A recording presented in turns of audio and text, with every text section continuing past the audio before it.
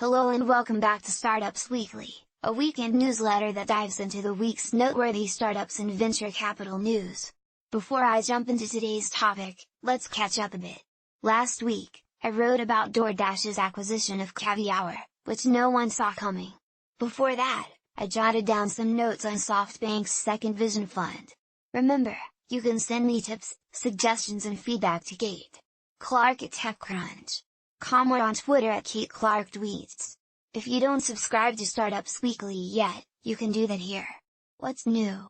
Alternative funding mechanisms, like Clearbank's revenue share model, may be on the rise, but most Silicon Valley startups still turn to venture capital to get their company off the ground. As I've previously said in this newsletter, VC spending in 2019 is reaching record highs, already surpassing $62 billion.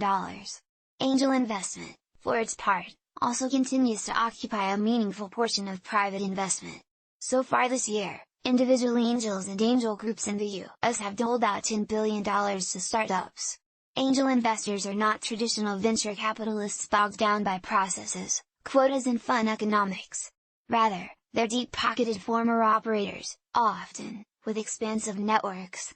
For some, their capital is superior to VCs, for others, a VC's ability to write larger checks and participate in additional fundings as their company grows makes VC the only viable option.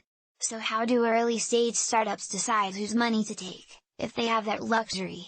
Here's what Jana Messerschmidt, both an investor at Lightspeed Venture Partners and a founding partner of the Angel Network #Angels, had to say. It's dependent on who the individual angel is, as well as who the individual partner is.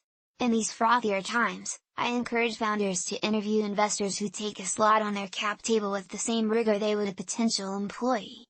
Ben Ling, an early Facebook executive who spent years angel investing only to launch his own institutional venture capital fund, Bling Capital, tells TechCrunch the plus side of angel investors is that they are oftentimes less sensitive to valuations. Angels, while they can't usually invest as much capital as a VC, tend to offer better terms and be approving of less rigid deal structures.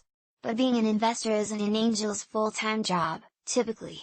The limited amount of time an angel can give each company may be problematic for a founder seeking mentorship, but a non-issue for a more experienced founder, who is simply seeking an individual passionate about her or his vision.